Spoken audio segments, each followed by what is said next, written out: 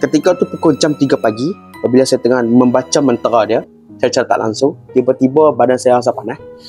Dan terus saya bukan muntah, tapi macam kita bersin terus tersembok darah dekat cermin. Allah.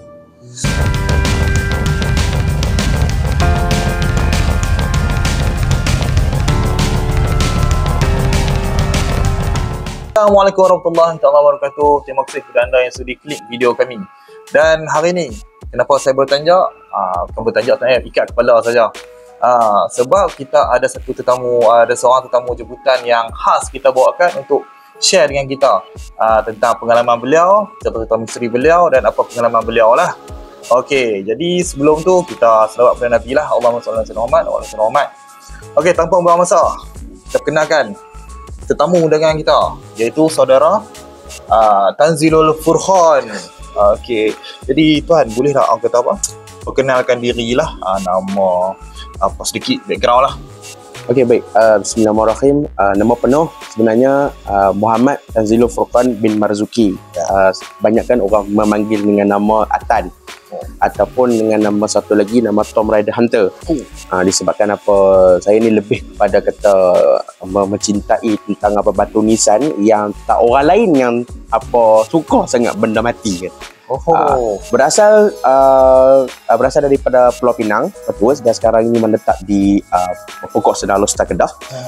Sekarang ini berada di kampung lah, kampung halaman untuk nak mencari ketenangan sementara waktu membuat kajian-kajian terperinci lah tentang hal-hal lain. Okey. Jadi saya ni difahamkanlah Atan ni Atan lah, no? Ya. Okey, Atan ni yang kata lebih kepada mengkaji batu nisan. Ya, betul. Bila mengkaji batu nisan ni, tak semua orang berani lah, dan tak semua orang mampu untuk baca batu nisan ni kan. Ya. Jadi Atan boleh cerita sahabat sedikit tak, kenapa memilih batu nisan untuk dikaji? Okey, baik. Selalunya bila kita sangkut dengan batu nisan ni, kita akan sangkut dengan kematian. Jadi walaupun kita tahu dalam dalam Islam sendiri pun yang mati tidak akan hidup kembali, tetapi sejarah mereka yang mati ini tetap kekal dan dikenang sampai bila-bila sehinggalah hari kiamat. Jadi mereka yang mati ini juga meninggalkan sumbangan yang tertentu kepada masyarakat dan juga ahli komuniti yang terdekat, terutama sekali dalam sejarah kita. Jadi benda itu perlu kita bangkit dan juga perlu kita martabatkan juga, kerana mereka ini juga adalah para pejuang yang terdahulu. Tanpa mereka, kita siapalah pada zaman sekarang ni. Betul lah. Nampak kalau sembang dengan orang sejarah, kita semangat nak bangkit tau. Buka silat tau ni. Okey, jadi Tan, saya ni orang kata dulu ni waktu bulan puasa ni, selalu tengok Hijrah Rasul. Saya tengok episod nampak muka macam familiar. Jadi orang kata Atan ni pernah lah, saudara Atan ni pernah orang kata di interview lah, di temu ramah semua pasukan lah, ataupun orang panggil orang kata produksi Hijrah Rasul lah kan. Ya, betul. Boleh ceritakan sedikit tak mengenai pengalaman tu, apa yang mereka kaji dan kenapa memilih saudara Atan? Okey, waktu ketika produksi Hijrah Rasul pada episod ketika itulah episod Hijrah Rasul, tak silap saya adalah ulama Nusantara ke? Tak silap tak tahu, tapi dia ada siri kedua. Siri kedua ni kata dia melibatkan tentang satu peperangan yang berlaku di negeri Kedah. Dan kebanyakannya melihat saya ni melihat sebab saya selalu mencari kubur-kubur lama, makam-makam lama yang lebih kepada perang Kedah Siam, ataupun lebih kenali sebagai perang musuh bisik. Jadi mereka lebih menarik untuk nak tanyakan ataupun nak berkongsi juga untuk tatapan umum, supaya mereka tahu kata di Kedah ni banyak prajurit-prajurit yang telah pun terkorban dan dimakamkan di beberapa tempat, lalu dijadikan pedang, pedang ataupun batu-batu ataupun kata pokok-pokok sebagai tanda makam mereka. Oh, sebagai batu nisan lah. Sebagai batu nisan. Jadi waktu pencarian makam-makam ni berlaku, kadang-kadang diizinkan oleh Allah Subhanahu Wa Taala, maka akan naiklah kadang-kadang pedang, kadang-kadang keris, mata keris kata, yang ada tulisan epigrafi Jawi yang mungkin menulis tentang panglima-panglima tersebut. Sebab pada dulu ni waktu setiap panglima-panglima ni dia ada perisytiharan daripada sultan sendiri ataupun pertabalan ataupun atas perkhidmatan depa. Jadi depa ni adalah dapat dinukilkan macam contoh Panglima Mawar kan. Panglima Mawar dapat dituliskan di atas pedang tersebut. Ataupun ada kalimah-kalimah yang menunjukkan dia ni seorang panglima yang berwibawa. Itu yang pengenalan diri lah. Pengenalan diri lah kata. Seperti mana kita tahu kata keris ni, orang Melayu nak tahu IC dia kena tengok pada keris. Jadi sama juga dengan panglima yang dimakamkan di sekitar dari Kedah, pada kerisnya yang ditanamkan pada permukaan makam tersebut. Jadi kalau macam yang Saudara lah ataupun orang sejarah ni, bila dah jumpa orang kata barang-barang macam tu, apa yang selalunya Atan atau orang sejarah ni kan buat? Okey, bagi mereka yang tahu tentang salah silah ataupun sesuatu galau keluarga pada makam tersebut, selalunya mereka akan serahkan kepada keluarga mereka sendirilah sebagai tanda bukti kata inilah nenek atau nenek moyang mereka ataupun leluhur mereka yang pernah berjuang dahulu. Jadi kerajaan tak kacau, tak minta ke apa ke? Itu tidak pernah kacau lah. Kalau kata kacau pun, kalau ada ganggu daripada pihak-pihak berautoriti, mereka akan selalunya berbincang dahulu ataupun mendapatkan persetujuan antara kedua-dua belah pihak. Okey. Menarik tu, nampak tak? Selalunya kita nampak benda tu kan, tapi kali ni Saudara Atan share benda yang rare lah. Selalu kita tengok end product je. Sampai-sampai pedang milik pahlawan ni, tapi proses nak dapatkan tu sampai kena gali kubur kan. Selalunya kena kubur. Sebab apa? Selalunya saya akan pergi untuk pergi mencari makam tersebut, akan sapu-sapu lah ataupun bersihkan makam dengan semak-samun semua, dan betulkan batu nisannya kalau ada batu nisan. Kalau tak ada, mungkin kita letak penanda baru kata menunjukkan situ ada makam. Kadang-kadang sebab banyak kan makam-makam pahlawan kita ni duduk di tepi pinggir jalan, di tepi sungai atau tengah kebun getah. Jadi macam orang kampung tak tahu.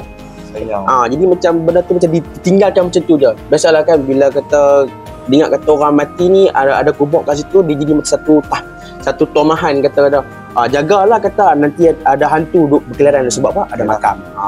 Dia benda yang telah dimasukkan ke kepala kita, kubur hantu. Kubur hantu. Sedangkan orang kata kubur ni mengingatkan kita lah kepada kematian. Dan membuatkan kita rasa nak tambah amalan kita lah. Betul. Okay, baik Saudara Atan, saya nak tanya sedikit lah sebelum Saudara Atan ni start untuk masuk ke dunia sejarah ni, sebelum ni ada pernah buat benda-benda lain lagi tak? Ataupun buat macam ada bidang lain sebelum masuk ke sejarah ni? Okey. Sebenarnya ramai yang tak tahu. Sebelum kata eksklusif saya eksklusif juga katakan. Ramai yang tak tahu kata sebelum kata saya masuk bidang sejarah ni, kata dulu saya adalah bekas aktivis paranormal. Masa ni kiranya 2 orang dah paranormal kami interview. Ya. Pertama dah Rizky, keduanya Atan the Tomb Raider. Cumanya kata pada zaman saya ketika itu agak muda jugalah, sebab saya dah mula meminati paranormal ni daripada sejak sekolah menengah. Dan join beberapa tim paranormal ni pun 2, 3, 4 tim jugalah. Sehingga kan kita pernah menerjah beberapa tempat yang ada nilai sejarah yang tersendiri. Terutama sekali ataupun lebih kenal macam tu penjara Pudu. Pun pernah juga saya sempat untuk menerjah bersama dengan kumpulan saya sendiri. Dan saya ada seorang mentor yang saya hormati, iaitu nama dia adalah Rahmat Mota. Sampai sekarang pun dia masih lagi membuat penyelidikan tentang bab paranormal ini. Mana kata paranormal yang Saudara Atan dan guru Saudara Atan adalah dia konsep di antara pencetus awal lah paranormal di Malaysia ni kan. Ya. dan orang kata apa yang orang kata apa menjadi objektif utama dalam paranormal saudara Atan ni, membezakan dengan paranormal budak-budak lah ni? Okey, nak mengetahui tentang perbezaan dan perbandingan sekarang daripada dulu ni adalah sebenarnya kata untuk paranormal dia ada sebab. Okay. Setiap yang berlaku, contohlah entiti pun ada sebab dia nak keluar, ada sebab juga dia nak muncul, ada sebab juga dia nak ni. Kerana apa? Dia ada beberapa aspek yang membuatkan apa dia rasa teruja kata dia nak menunjukkan diri. Kalau tidak kan, kalau ikutkan betul-betul, mereka ni pun takut juga dengan manusia. Oh ya? Mereka pun tidak buat apa kalau ikut secara logiknya, mereka pun tak mau nak muncul depan kita. Kalau macam kita takut dengan hantu, mereka pun rasa macam tu dengan kita? Ya. Okey. Tapi apabila kata benda tu mereka tercabar, maka mereka terpaksa mencari satu source, satu sumber lain untuk melihat mereka ni pejal, kerana mereka ni fleksibel. Oh. Dari sudut, sebab banyakkan orang nampak kata paranormal ni, jin setan ini daripada sudut agama dan juga kata mitos dan juga mistik, tetapi mereka tak lihat daripada sudut sains. Kerana dalam bahasa sains dia ada merangkumi kuantum fizik dan juga environment spectrum sendiri untuk nak melihatkan benda tu, realitinya tu nampak. Wow. Jadi betul-betul pengkajian ni bukan semata-mata konten, bukan semata-mata kita nak kaji untuk nampakkan penampakan saja. Ya. Tapi nak mengetahui sebab musabab, apakah dia punya dia punya sebab lah, senang kan. Ya. Sebabul dia tu kenapa terjadi yang benda. Jadi macam contoh misalnya kan, kenapa setiap tim paranormal kalau pergi ada salah seorang tu tiba-tiba mulut celupa ataupun kata bersemangat lebih, tiba-tiba apabila ternampak entiti lalu ataupun kata bayangan kekelibat terus dia hilang semangat dan terus jadi mengeletak ataupun kata terus jadi lemah. Bukan disebabkan dia tu lemah, tidak, tapi disebabkan energi yang ditarik kepada energi yang ditarik oleh entiti tersebut.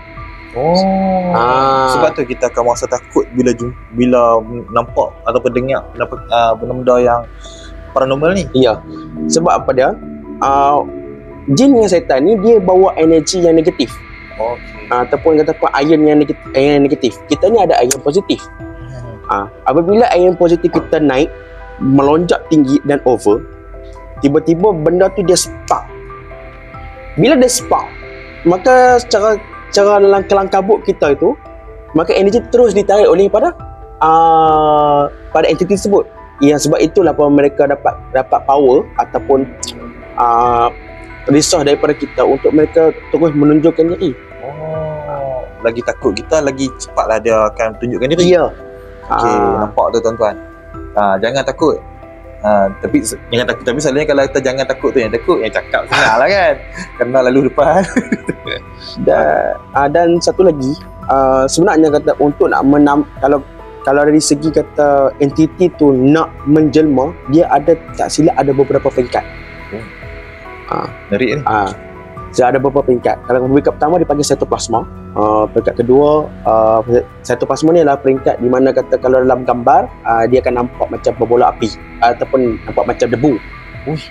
Dalam infrared selalunya dia akan nampak daripada pergerakan macam serangga lah dalam ni, tapi sebenarnya dia bukan serangga.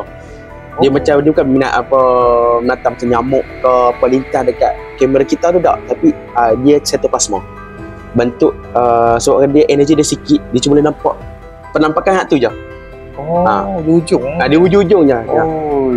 Bila dia nampak energi tu dah baru dia pergi ke peringkat dia. Contoh peringkat dia akan menunjukkan kelibat, bayang. Dia baru lepas bayang tu baru naik kelibat. Nampak dah. Kalau bayang ni nampak hitam lagi, tapi kalau kelibat ni kita dah nampak dah susuk tubuh tu, tapi cuma sama-sama. Nak menampakkan real entity tu memang kata dia akan ambil masa yang agak lama, ada energi yang banyak.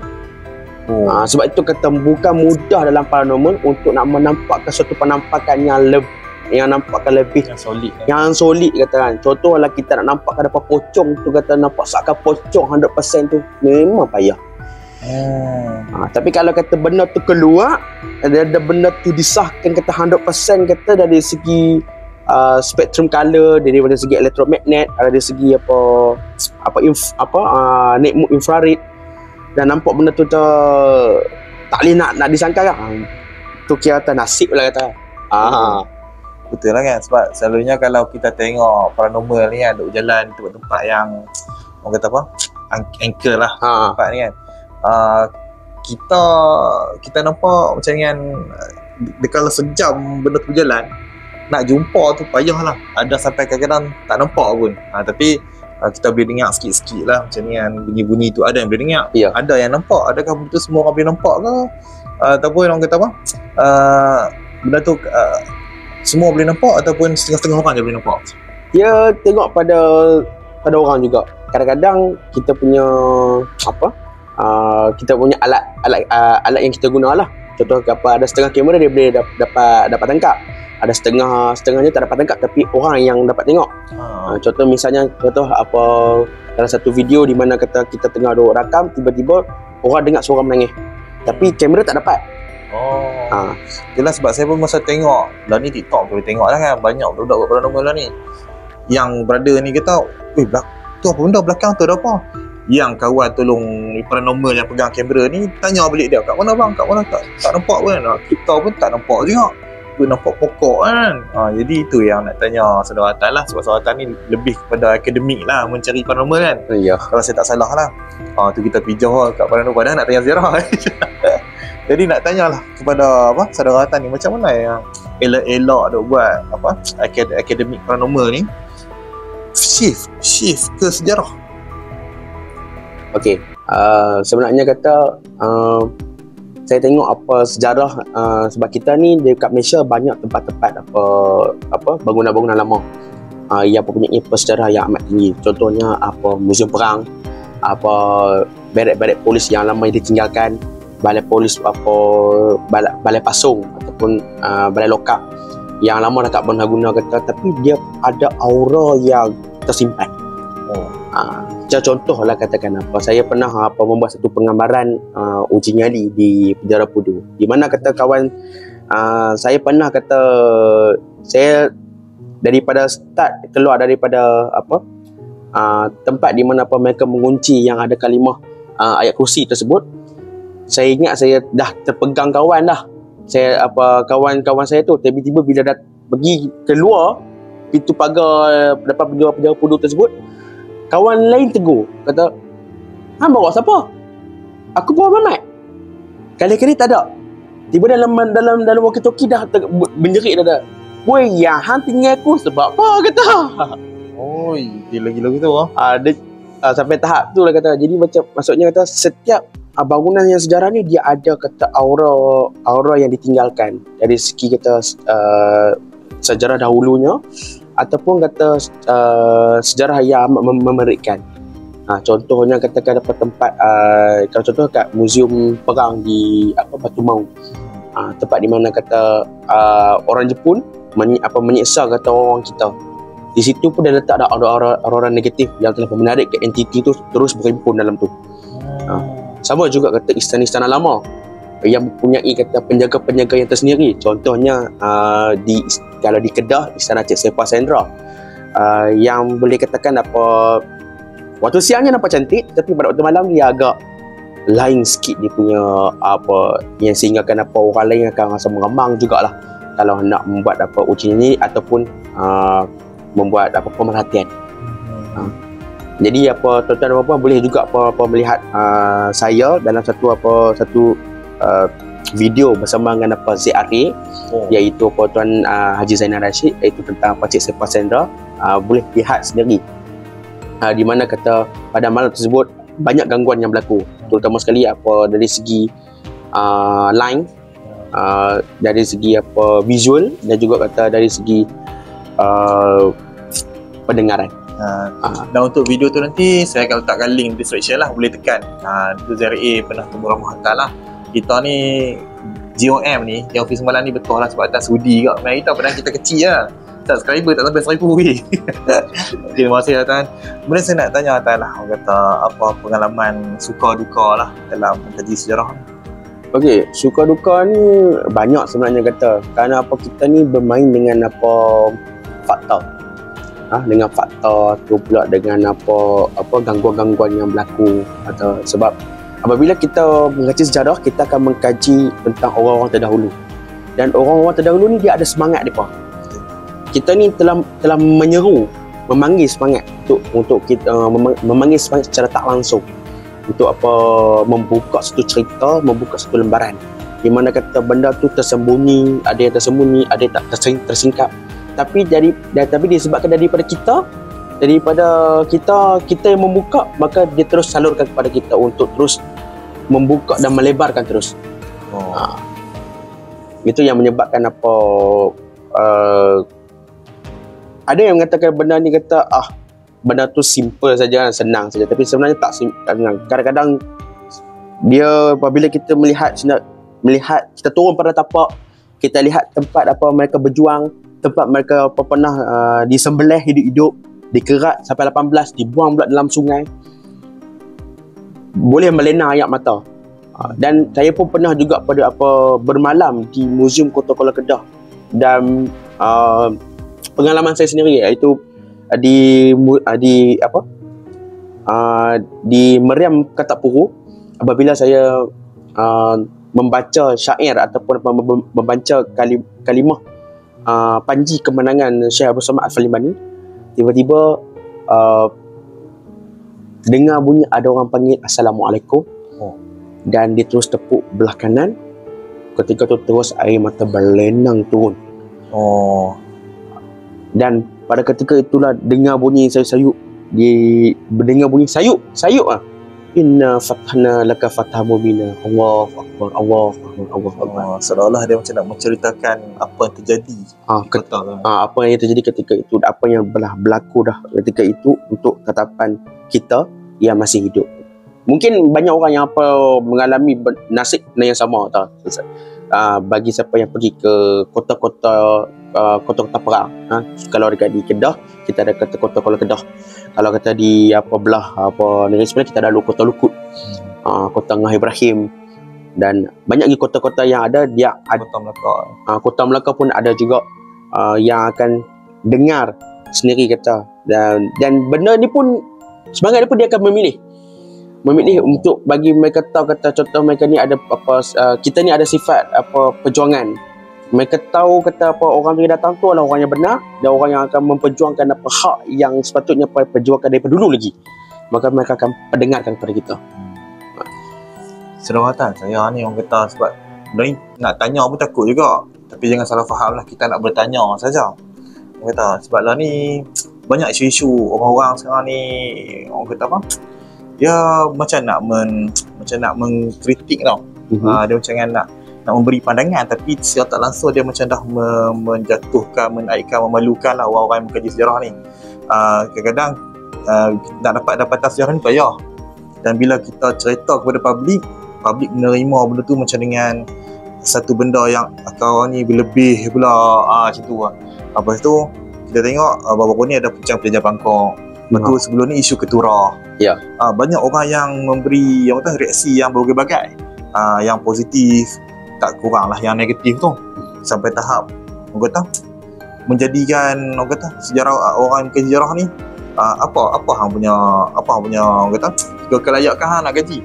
Adakah hang nak mengkaji sejarah ni kena orang yang sejarah saja kah, ataupun macam nak, dan apakah Atan kalau dapat macam tu, apa yang Atan akan orang kata reaksi Atan lah bila bertemu dengan benda-benda macam ni? Okey, sebab benda tu pun sedang dialami oleh saya sendiri juga. Sebenarnya kita perlu ada sifat keterbukaan untuk nak menerima pandangan orang lain. Sebab kita ni banyak sangat unsur-unsur mitos yang selalu dibelenggu, dan juga unsur-unsur orientalis yang membuatkan kita ni rasa down, kata kita tak boleh nak memajukan diri kita dan juga masyarakat kita. Dan apabila kata benda tu muncul sebagai satu pendapatan baru, dan bila benda tu nak diabsorb oleh kita punya netizen kita ni, maka benda tu kalau boleh perlu ada keterbukaan dan juga perlu ada rasional untuk dikritik, dan tidaklah kita nak membabi buta. Saya minta maaf jugalah, membabi buta untuk nak menyalahkan satu sama lain. Kerana orang-orang sejarah ni sudah berpenat lelah untuk mereka mengkaji sehari semalam 24 jam melihat manuskrip, melihat bacaan mereka daripada luar dan juga dalam, dan melihat juga pemerhatian untuk pemerhatian dalam negara, terutama sekali lisan-lisan orang terdahulu, nak jadikan sebagai satu jawapan yang holistik dan sebagai pemangkin kepada satu jawapan yang boleh kita pakai pada masa depan. Dia bukannya satu benda yang senang, dan siapa-siapa pun boleh jadi ahli sejarah, tapi susah untuk pakar dalam bidang sejarah. Itulah dah, tu sobat sedikit lah kata mengenai Atan, suka duka, pahit getih dan maklumat lah. Kira banyak tu. Dalam masa yang sama dia selit jugalah dengan kata cerita misteri yang kita bakal tanya. Tapi dah bagilah sikit teaser. Okey, jadi Tan, orang kata kita pilih ke segmen seterusnya lah. Seterusnya Tan, untuk segmen kedua ni saya sebenarnya nak tanya Tan lah, sebab kita pun Gen Office malam, dan kita akan mengetengahkan misteri, benda-benda ajaib, benda-benda yang orang kata mistik di sepanjang Atan membuat kajian. Tak kisahlah nak cerita masa paranormal ke, masa sejarah ke, Atan ada nak kongsi dengan kita punya penonton-penonton ni. Okey, baik. Disebabkan saya banyak mengkaji tentang manuskrip lama, terutama sekali tentang manuskrip ilmu hitam yang telah pun dinukilkan oleh para rapai di Jerusalem. Saya saya difahamkan Atan boleh baca hieroglif, rencong dengan Sanskrit kan? Ya. Oh, tu salah satu benda. Nanti kita boleh tanya Atan lah. Kita terusnya Atan. Minta maaf Atan. Okey, baik. Banyakkan sebenarnya kata banyakkan saya tengok banyak pakar-pakar daripada barat telah pun mengeluarkan mereka punya jurnal-jurnal tentang ilmu sihir. Terutama sekali ilmu sihir yang datang daripada Bukit Zion yang telah pun disil ataupun disimpan oleh Nabi Sulaiman AS. Wallahu alam, kesahihannya pun wallahu alam, tetapi bila saya dapat kitab-kitab tersebut, kata apabila saya mengkaji itu adalah sedikit kesan sampingan itu kepada saya, sehingga saya terpaksa seal down dulu untuk nak recovery saya punya diri. Ada satu dari kita perlu mengetahui Nabi Sulaiman mempunyai 82 kadam jin, Solomon King dalam bahasa Inggerisnya, dan ada satu kadam tu, nama kadam tersebut nama Babiel, iaitu the second secretary dalam dia punya tingkat piramid dia. Okay, dia ni dengan Lucifer Morningstar, dia boleh katakan sekretari dia lah. Jadi waktu tengah mengkaji tentang cara, sebab dalam kitab tersebut dia ada cara dia panggil, cara macam mana bahan-bahan digunakan, dan bagaimana dia punya horoskop tentang bulan kenapa dia punya kadang-kadang ni nak tunggu bintang Venus, kena tunggu bintang Sagittarius, kena tunggu bertemu, tunggu time tu pula kena tunggu bulan terbit daripada ni, pukul apa dia ada tertentu dia masa dia, baru dia kebuka jeep. Tak tahulah, bagi itu dalam kitab yang telah pun saya terjemahkan.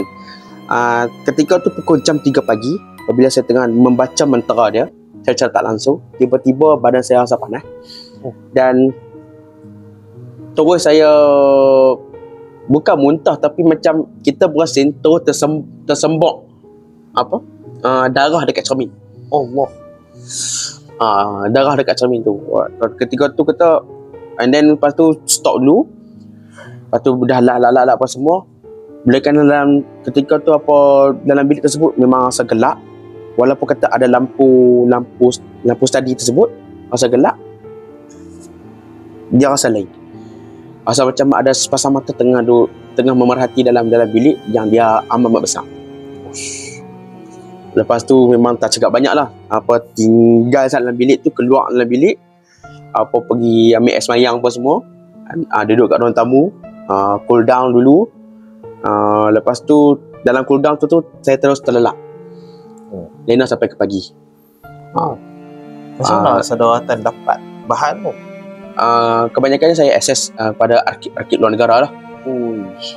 Banyakkan apa saya tengok ni. Sebab saya nak tengok balik apa ilmu-ilmu hitam ni bagaimana dia punya cara. Kerana kita ni selalu sangat dengan apa kadang bidang ilmu hitam ni pun kita perlu tahu juga kata apa untuk kita nak tangkaskan. Supaya kata kita boleh menyelamatkan apa masyarakat kita daripada terus apa menggunakan ilmu khurafat tersebut. Nak tangkis dulu. Sebab itu kata saya apa mengkaji benda tu dan apa nak melihat kata adakah pagan-pagan dan juga sigil-sigil tersebut kata pernah digunakan pada zaman apa orang Melayu terdahulu. Dan sehingga sekarang kita menusantarakan dan mewarisinya sampai sekarang. Jadi orang kata tadi saya baru nak tanya Atas lah, kenapa pilih luar negara sedangkan dalam negara apa dah kan. Tapi Atas nak cakap dah, Atas nak tengok apa relate dia. Orang kata di antara sihir yang zaman Nabi Sulaiman kepada Nusantara punya sihir lah. Dia dah menjawab dah lah 2 soalan serik. Jadi Atas ada lagi cerita yang di sepanjang duk pergi mencari kubur ni lah, nak membuktikan kubur tu kan. Kadang-kadang aku Atas cakap lah duk di tengah hutan, duk di tempat-tempat yang orang kata memerlukan keberanian lah untuk pergi tu. Ada tak terjadinya perkara-perkara? Okey, baik. Ada 2 tempat lah di mana saya membuat satu eksplorasi. Ketika eksplorasi tu berlaku di Perak, iaitu eksplorasi daripada pagi sampai ke malam, sampai ke tengah malam, iaitu buat eksplorasi makam Sultan Perak, 21 buah makam di sekitar Perak, terutama sekali di kawasan yang susah dimasuki oleh orang ataupun kenderaan besar, iaitu di kawasan belah Kampung Gajah lah, ataupun kerana Kampung Gajah ni banyak makam Sultan Perak disemadikan di situ. Dan kawasan ini pula kawasan dah tak ada orang dah. Kerana disebab kawasan ini kawasan mudah banjir. Jadi kawasan tersebut ditinggalkan dan banyak laluan-laluan yang tak boleh nak dimasuki. Dan ada satu makam tersebut, apabila saya pergi, ketika itu air sungai Perak tengah melimpah sehingga kita tak nampak jambatan tersebut. Tapi dengan yakinnya membawa motor ketika itu, kira bismillah pulah, memang duduk atas jambatan, lalu saja. Kalau masuk sungai masuk lah.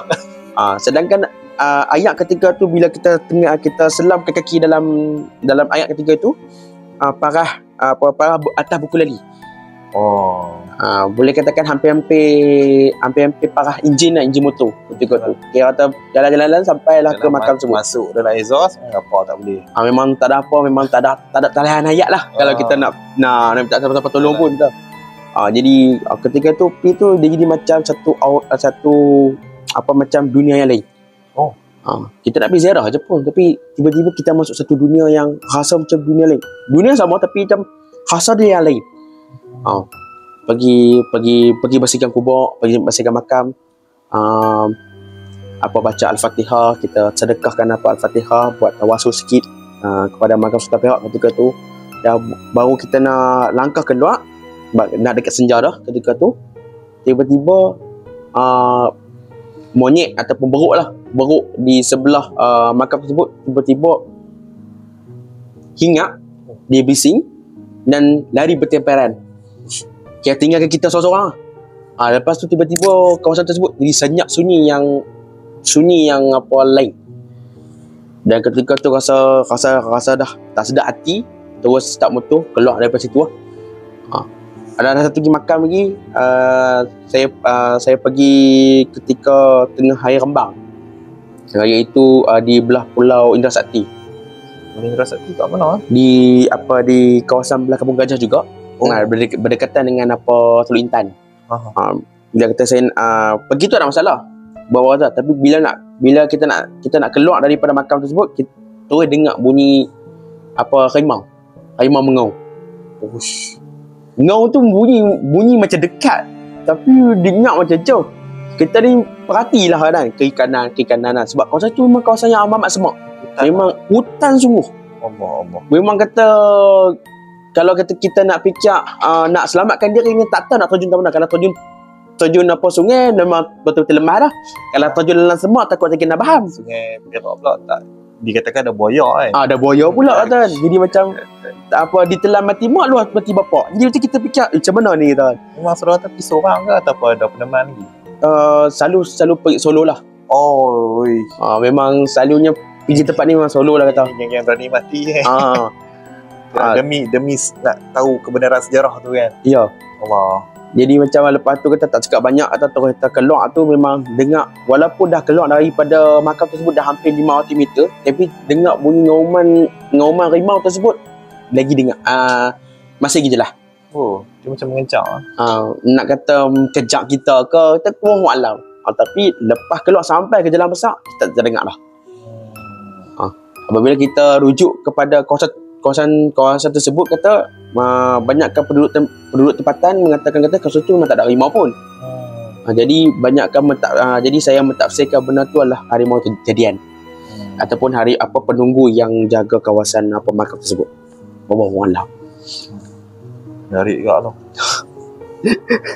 Itulah saudara kata dalam liku-liku sejarah ni kan, bila kita mengkaji dan kemudian kita dapat informasi dan kita nak kongsikan dengan orang kata dengan orang ramai lah. Betul agak sedih lah bila dapat feedback yang menyakitkan hati ya. Ya, betul. Tapi macam Tan cakap lah, dalam kita dalam ilmiah ni kena ada sifat terbuka. Kalau orang nak kata lah, kita dah bagi tahu lah kan. Jadi apa yang kita bawa keluar fakta tersebut kata kan, kita ni nak kita nak membuka minda masyarakat kita kerana sejarah kita ni bukan satu benda yang permanent yang kekal, kerana dia adalah fleksibel. Sebab makin lagi kita akan dapat dapatan yang baru. Kejap-kejap lagi kita akan keluar satu dapatan baru, contoh macam penemuan tembok batu di balik pulau lah. Jadi kita jumpa penemuan biji besi ataupun kerikil di Sungai Batu. Dan kita akan jumpa lagi banyak lagi penemuan-penemuan yang tengah dikorek dan sedang dalam kajian lagi. Dan benda itu, dan sebab itulah saya selalu akan beritahu kepada masyarakat kata untuk siap sedia untuk menerima dapatan baru dan membuat perbandingan serta membuat dan perbandingan dan juga menerimanya dengan hati terbuka. Okey. Tan, terima kasih lah kerana sudi lah datang ke podcast kami yang kecil ni. Baik. Okey, dalam kita mendengar cerita daripada Tan ni mengenai sejarah, paranormal dan pengalaman beliau ni, orang kata hendaklah kita sendiri menerima benda tu sebagai satu benda yang ada pengajaran dia. Dan kemungkinan juga ada taklah kita mengambil dia sebagai satu dapatan terus dan taklah kita menolak seolah-olah macam benda tu tak ada apa. Benda tu layak dibuang sebab orang putih ni mereka kaji sejarah-sejarah mereka sampai buat filem. Kita pula bila kaji sikit tak kenal lah, tak ni lah, padahal kita baru nak start. Dia tahu untuk kita punya penonton kan, ada apa-apa yang nak beritahu kan sebelum kita nak akhiri kita punya segmen? Baik. Ingatlah tuan-tuan dan puan-puan sedang hadirin sekalian, sejarah ni amat penting untuk kita. Kalau tanpa sejarah kita tak ada panduan untuk ke masa hadapan. Dan daripada sejarah juga kita akan ambil iktibar apa yang dah berlaku. Kerana daripada sejarah kita tak nak ulangi dah benda tu pada masa akan datang. Betul. Kerana sejarah juga akan mendisiplinkan kita dan juga meyakinkan kita bahawasanya semangat dahulu sehingga sekarang tidak pernah berubah dan selalunya akan bertambah-tambah. Kerana perjuangan mereka tidak pernah putus sampailah sekarang kita sebagai generasi anak cucu kita juga yang akan membawa benda itu sampailah kita mati. Jadi bagi siapa yang nak follow Tan ni, ada tak platform-platform yang Tan nak kongsikan dengan kita punya viewer kita? Okey, baik. Kalau siapa-siapa yang hendak melihat info-info terbaru daripada saya, boleh melawati Facebook saya Pangeran Muda Al-Furqan, ataupun melihat di TikTok saya Tomb Raider Hunter, dan juga di Instagram dan setakat itu je lah yang boleh saya beritahu. Nanti kita akan letakkan link tu di dalam description kita. Lepas orang kata apa lepas ni rasa dengar-dengar nak keluarkan buku. Tu kita dengar-dengar juga ada merchandise yang dia nak hasilkan. Tak tahulah baju ke, cap ke, keris ke, pistol ke, tak tahulah kan. Tunggu lah nanti. Okey, jadi orang kata apa? Setakat itulah daripada kami. Apa yang tak baik tu, apa yang kurang tu, apa yang panjang tu, macam saya tanya soalan kalau agak melalut tu, minta maaf lah. Yang tak baik tu semua, yang buruk tu semua daripada saya lah, kelemahan diri saya. Dan yang sempurna, yang indah, yang cantik tu hanya daripada Allah SWT. Jadi kepada anda semua, kita jumpa lagi lah di next episode. Kalau ada nak lagi saudara Tan mai ke podcast kita, dah boleh request. Dia kalau request buku dia mai, tak request dia tak mai lah. Bukan senang nak dapat dia ni berapa kali kontak. Okay, jadi kita jumpalah di video akan datang. Jangan lupa share, like dan subscribe video kami lah. Kami perlukan 1000 lagi, sikit lagi je, lebih tak apa. Okay, jadi kita akhirilah kita punya Gen Office malam ni. Sembang kosong tapi ada cerita. Jangan lupa selawat. Assalamualaikum.